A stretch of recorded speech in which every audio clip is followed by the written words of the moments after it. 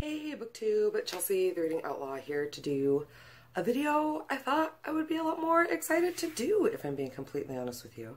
I'm here to talk about Sabrina, The Chilling Adventures of Sabrina, the Netflix show that just hit, I believe last week, as of the time that I'm filming this, last Thursday or Friday. Yeah, I was super looking forward to this. I have not read the graphic novel that this is based on.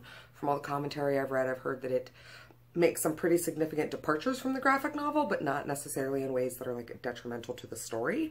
So if you've read the graphic novel, that information may be of use to you. Like I said, I was going in kind of blind, having only seen like the previews for the show itself. So at first, I really loved this show. I really wanted to love this show. I love Kiernan Shipka. I think she absolutely stole the show in Mad Men and ended up being a much juicier like character role than what originally was like allowed for because of how good she is. So like, I just really like her, and I was really looking forward to this kind of darker take on Sabrina and teen witchdom. So I started watching it. I was kind of live tweeting the first couple episodes, and I was really liking it. And then like some stuff happens in the second episode that we're going to talk more about. Like, I didn't love, but it was kind of like more run-of-the-mill, not great media shenanigans, so it wasn't like anything too alarming.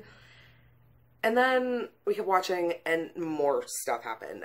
Really just like unacceptable and kind of gross stuff. And I just ended up not really liking, I just didn't really like it. I didn't really like the viewing experience, and it was half just because of the content and half just because of how disappointed I was for how excited I was going into it. That's my bad. I really just need to stop because it just... Anyway, so the things that I really liked, let's start there, because there were a lot of things that I really liked, including Kiernan Shipka. I really liked some of the overall diversity of the cast. I think that there were some like issues in who they cast in what roles in terms of how that played on screen. I'm thinking specifically about the leader of the like bad witch school being a black girl and how that looks when she's compared to our good main character, white girl Sabrina. But in general, I thought that it was a really kind of nice racial diverse mix of casting. A lot of the main characters in the main family are white, although Sabrina's cousin is biracial. A lot of her friend group is of color. So I really appreciated that aspect. I really liked the witch stuff and the like lean into the dark Satanism aspect. That's not a Wiccan principle. That's not a pagan principle. The show is a little all over the place. It's not like it follows a strict magic tradition. It's kind of just picking all the bits and bobs. And I understand that that might really bother some people. I didn't really care. I really liked it. I'm not expecting a large amount of veracity to the tenets of like Wicca in my witch-based media these days. So I just really like the choices that it made and that it leaned into this darker side. Because a lot of what the show is trying to talk about are things like rape culture and the patriarchy and systems of oppression against women, specifically white women. So because of that, I think leaning into some of the rage and the anger and the darkness there really serves the show in a way that I enjoyed and was really having a fun time watching. And then there's a weird time thing that happens in this show where it's set in present day. All of the title cards that flash say like present day, it's happening right now.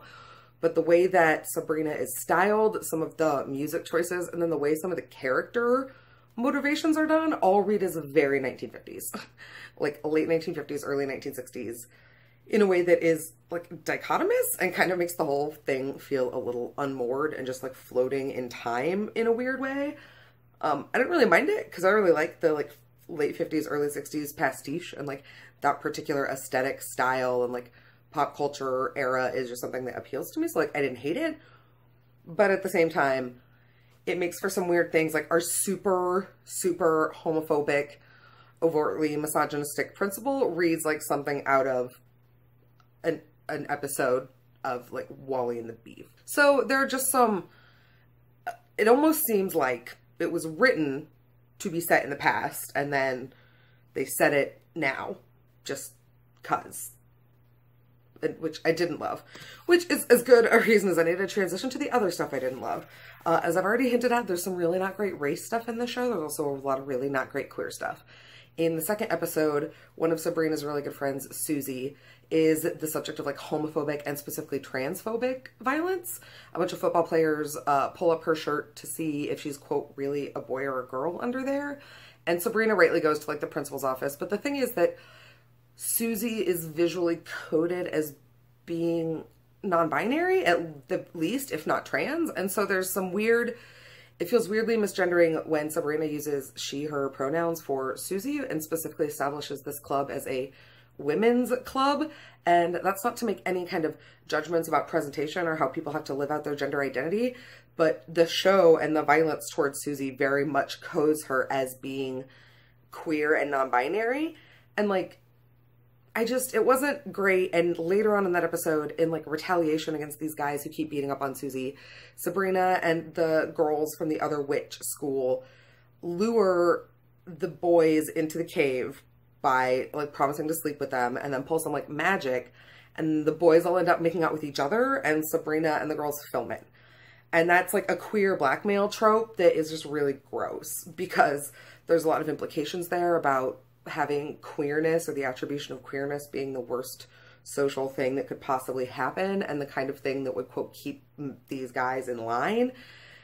And it's just icky. And I didn't love it. And that's when I stopped live tweeting the episodes because I was just like, my excitement has like turned down.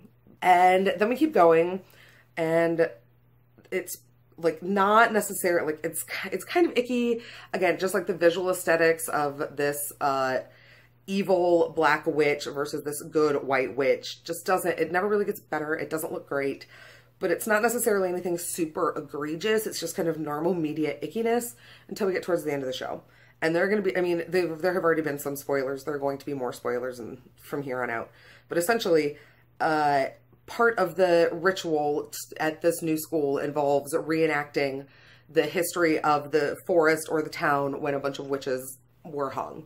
And so there's this like fake self-strangulation kind of thing that happens. And as the lead, quote, evil black witch is putting the noose around Serena's neck for this reenactment, Sabrina actually puts a noose around this other girl's neck and lynches her. And that's what it is. Like, that's how it reads. And we're encouraged to be cheering for Sabrina because she's finally like gotten revenge on this other witch who has been doing, like, making her life really miserable. But it's really bad, guys. Like, that's really gross. It's super disgusting. And if I have to explain to you why in 2018, the mere visual aesthetics alone of a white girl lynching a black girl at a school and being praised for it is bad, we need to take a several step rewind. And so that just really like shot the whole thing out of the water for me. I just couldn't get back on board from there, which is a super, super huge bummer because like I said, I really, really like Kiernan Shipka and I really, really was looking forward to where this was going. If they'd made different casting choices, if they'd made different storytelling choices, we might be in a different place, but they didn't, so we're not. Yeah, those are really all my thoughts on Sabrina, The Chilling Adventures, the new Netflix special. So yeah, let me know down below if you've seen it, what you thought, if you're going to keep watching, why you're going to keep watching. This is not meant as like any judgment. This is just why I didn't like it and why I probably won't be tuning in for season 2. So yeah, let me know down below your thoughts, what you're reading, what you're up to this lovely Halloween. And until next time, friends, take care of yourselves, take care of each other, and have happy reading.